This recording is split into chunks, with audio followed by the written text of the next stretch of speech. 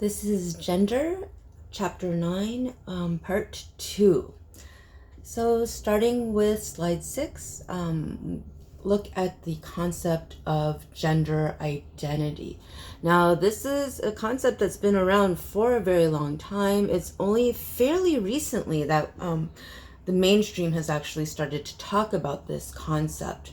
So gender identity is actually very, very simple. It is then any individual's deeply held sense of their own gender, right? It's basically, if someone asked you, well, then what gender are you? You will tell them your gender identity. Now, the first term that I have here is cisgender. And I think what's very interesting is that people have now interpreted that to mean an insult of some sort that is flung around by trans supporting communities. It's not an insult. In fact, it is a scientific term that basically argues that your gender identity matches biological sex according to that culture's construction of gender. Okay, so basically, if you are born male with male as your biological sex, then someone who is cisgender would actually identify as a man. If someone is born female or their biological sex is female, then they identify their gender as female also. Now, why is this a term that most people haven't heard before fairly recently? It's because we used to use very judgmental terms. That is, when you say that someone is normal, you are essentially connoting that everyone outside that norm is deviant in the mainstream understanding. Not the sociological one, but in the mainstream. So, as words really do matter, we move away from this idea of normal, which actually has an inherent judgment, and move to terms like cisgender that actually are more neutral in terms of their meaning. So with trans, and you see I have the asterisk attached to trans, it's because you are looking at a whole umbrella then of different gender identities. And pretty much all it means is that your gender identity does not match the biological sex as approved of by the culture. Okay, so trans, very simple concept. What you were born as biologically actually does not match your gender identity as society would want it. So what happens within this is that trans people can be binary, and we talked about this idea of two categories before, right? And so anyone with a binary gender identity, and this is where it gets a little bit confusing. I said that if you are a cisgender man and a cisgender woman, then you follow a binary. What's more difficult for other people to comprehend is that if you are a trans man or a trans woman, that also falls along a binary because you are identifying as man or woman, right? The trans part actually in this case, for most mainstream people, the way to think about this, because I know that they get very, very confused at times, is that just look at the word after trans. That if it's a trans man, then you are looking at a man, right? A man who fits within this binary of man woman. That if it is a trans woman, then you are looking at someone who is a woman, because once again falls into that binary. So according to constructionist understanding of gender, then you really aren't going to really be concerned with someone's genitals or their sexual organs, simply because, like I said at the beginning of the semester, most of us do not have access to the information of what other people's genitals look like. That on a daily basis, you do not see other people's genitals, like I said, unless you are a medical doctor or a porn star. But beyond that, then you probably don't see, say, your neighbor's genitalia. Okay.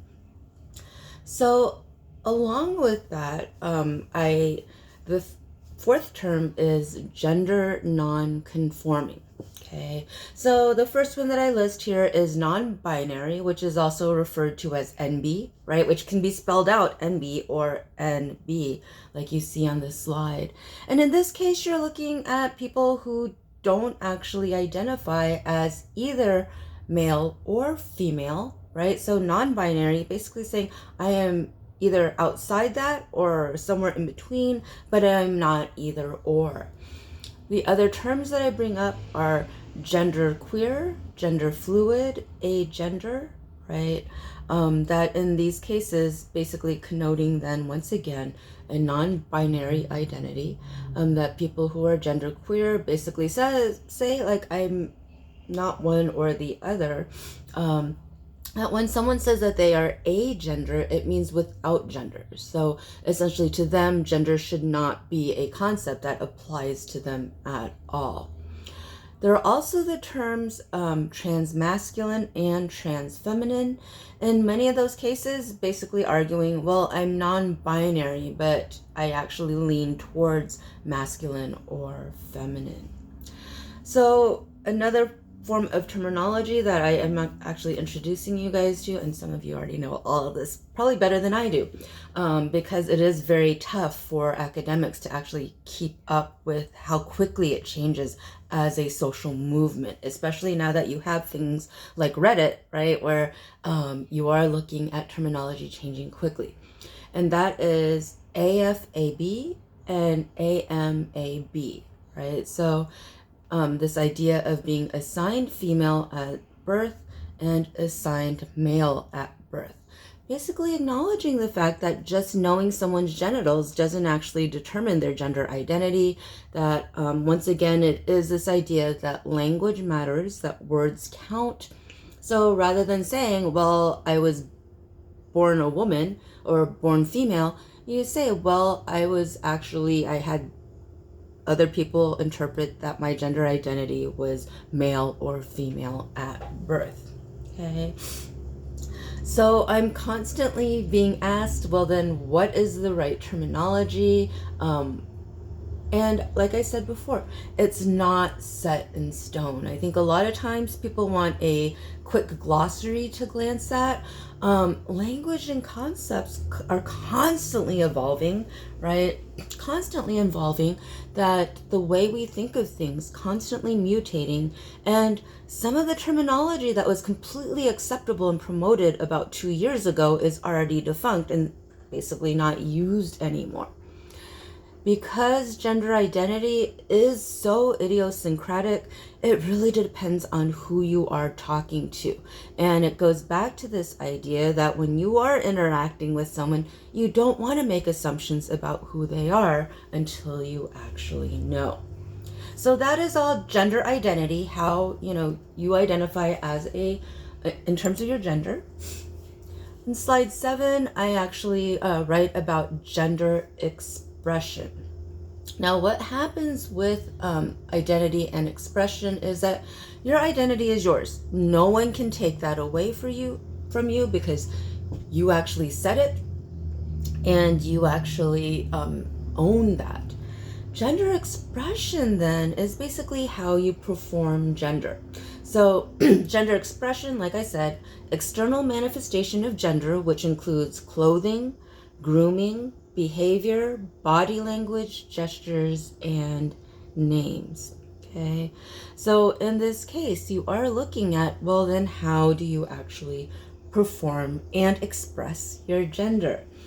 Now, what happens is, even if your intent is I am actually expressing my gender identity as being non-binary or as not actually fitting into a mainstream binary, generally what you find is that most other people will actually look at you and assign a gender to what you are doing, right?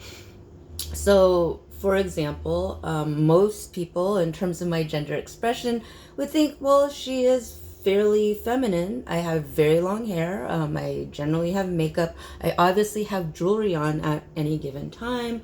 When you see me, I don't think most people would question the fact that I am a female.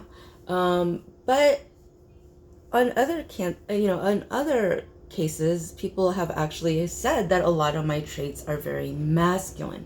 That if you see how I sit and how I move and how I take up space, I pretty much kind of own my space and do not try to make myself any smaller. That we've talked about the way I talk as being very masculine, simply because I speak with authority. I actually believe what I say, and I just put it out there. I also, unfortunately, I tend to interrupt a lot. So that is a masculine trait that people can actually say, oh, well, see, that's very masculine of you. Now, what happens in this case is that you may not even be thinking about your gender whatsoever. That is, you just say, well, I just woke up. I didn't think, oh, well, I'm going to do this to look feminine or do this to look masculine. Even if you don't intend it, people are constantly interpreting your gender expression. And generally what happens is people look at the different cues and then sort them very quickly and make a decision that way. Gender expression is very, very fluid. It's constantly changing.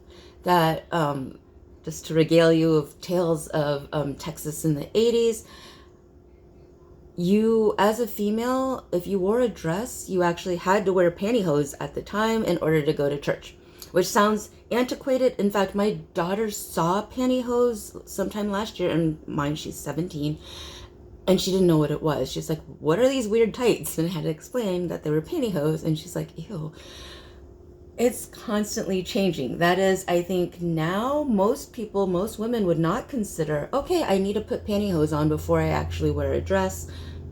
It is this idea that our gender norms, our gender expression constantly changing. So what I tell you guys in the last bullet point is no one person actually follows a prescribed set of behavior constantly and consistently. That is, you can look at these masculine traits and feminine traits and say, well, I can actually pick one from the other and I'm that all the time. What I write here is that gender expression generally is pastiche of different qualities. That is, most people think that it's very masculine to be aggressive, right? To stand up and to fight back. However, with me, that is something that I always do. And it originates then from the very feminine trait of the fact that I'm very nurturing and I care about people too.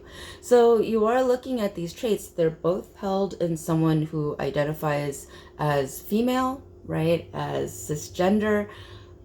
But even for a cisgender, heterosexual female, you can argue that my gender expression is actually just a mashup of all these different qualities, as it is for all people. Okay. So I bring you back to a concept that applies directly to Goffman's presentation of self, and that is doing gender.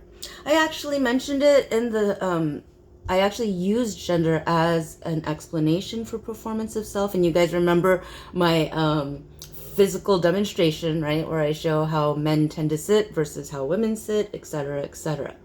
This idea of doing gender basically argues that gender is not just a thing that you are, right? You aren't just female, you aren't just male. Instead, you're constantly performing gender in your everyday lives through your appearance, through your actions, through your reactions to people. Okay?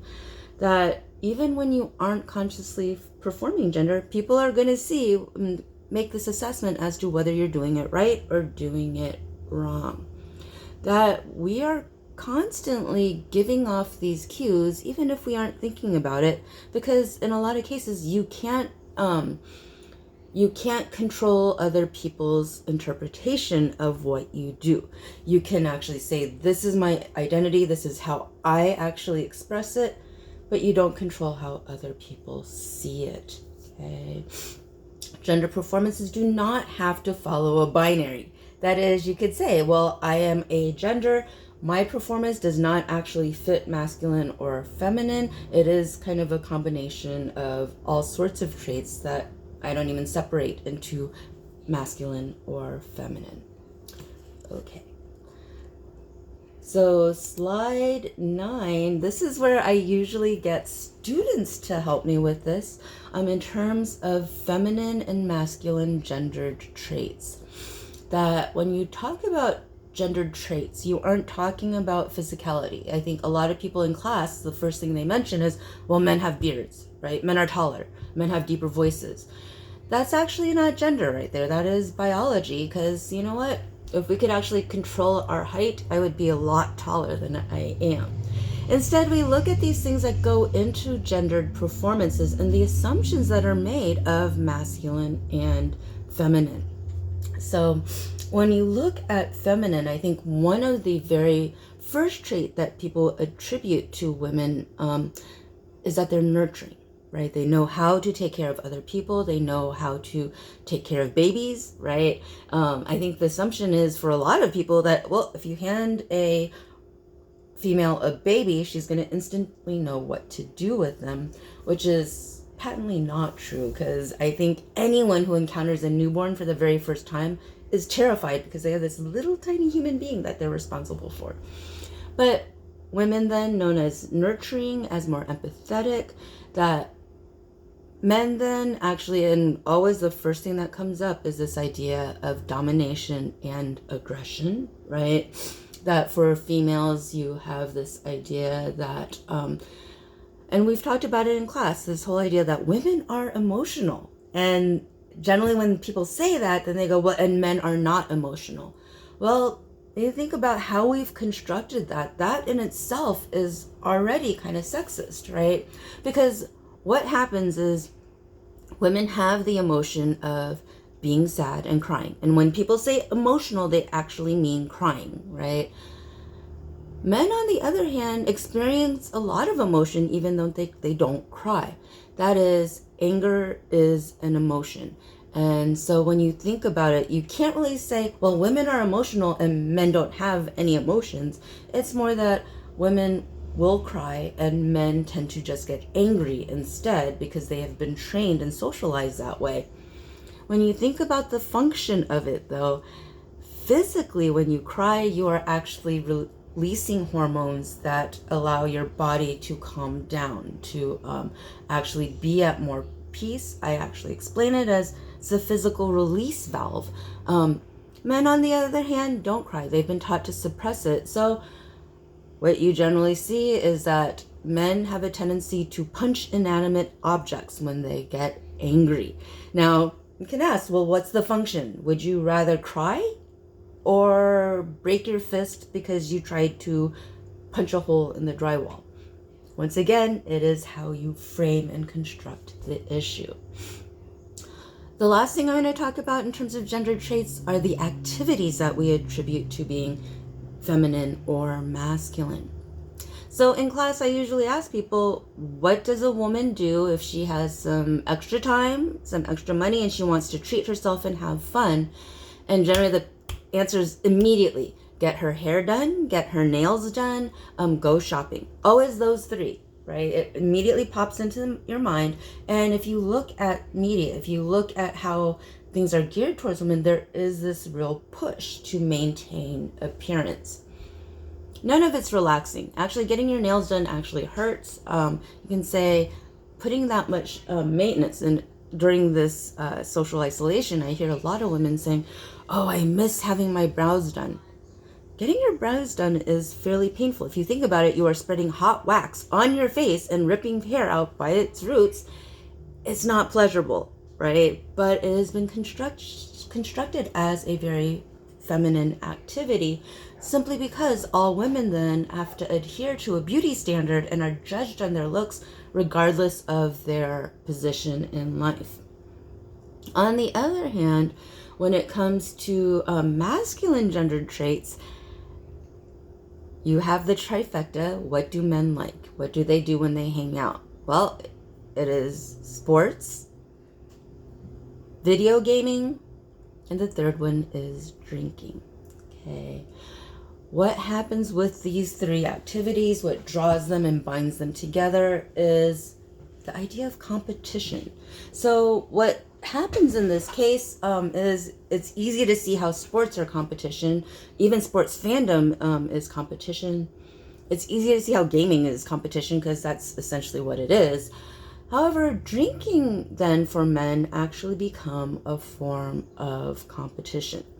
That is, if you are a man and you are out drinking with other men, if you can't keep up drink for drink, then not only are you accused of not being masculine, you are literally called female genitalia, right? Don't be a pussy. You can't keep up drink for drink. I know I didn't say it right, but that's because I am I am very feminine in terms of that. What drinks you actually order then actually is a form of competition too. That you find that a bunch of heterosexual guys hanging around, if one of them actually said, I would like a pina colada, the other guys would once again decide that they were a pussy rather than the guy, right? Pretty much men and males, even very young boys, make everything into a competition. And I always tell this story because it still grosses me out 30 years later.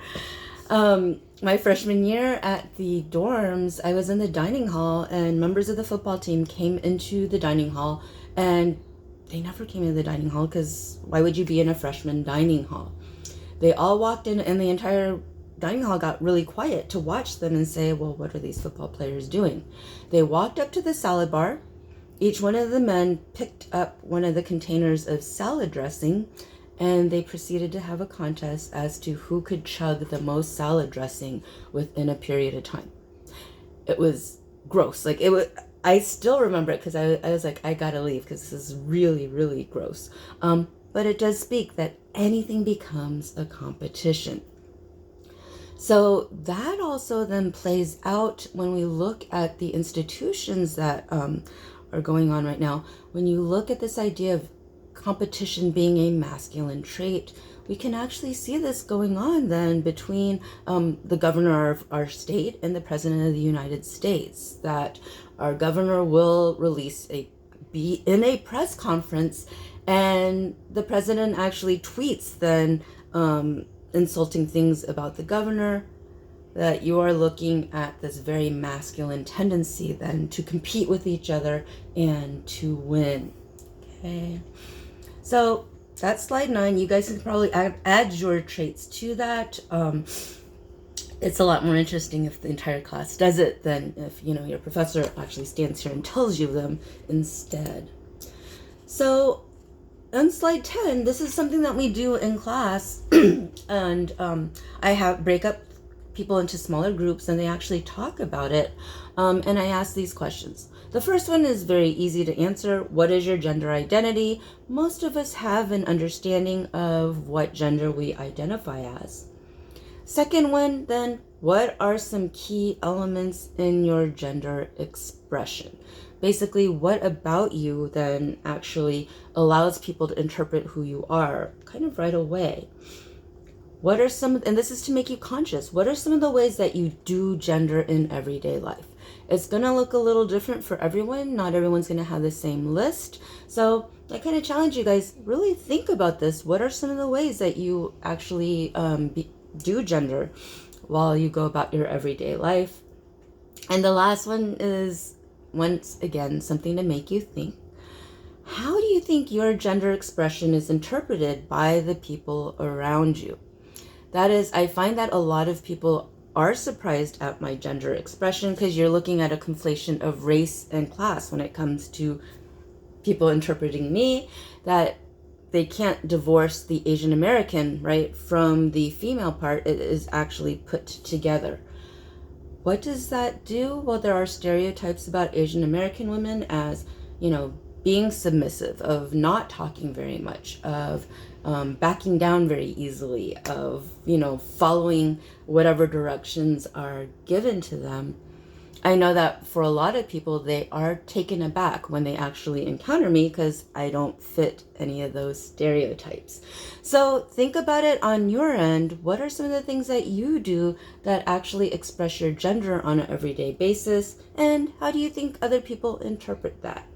So I will let you guys think about that. I am going to end part 2 right here and continue then in the next video.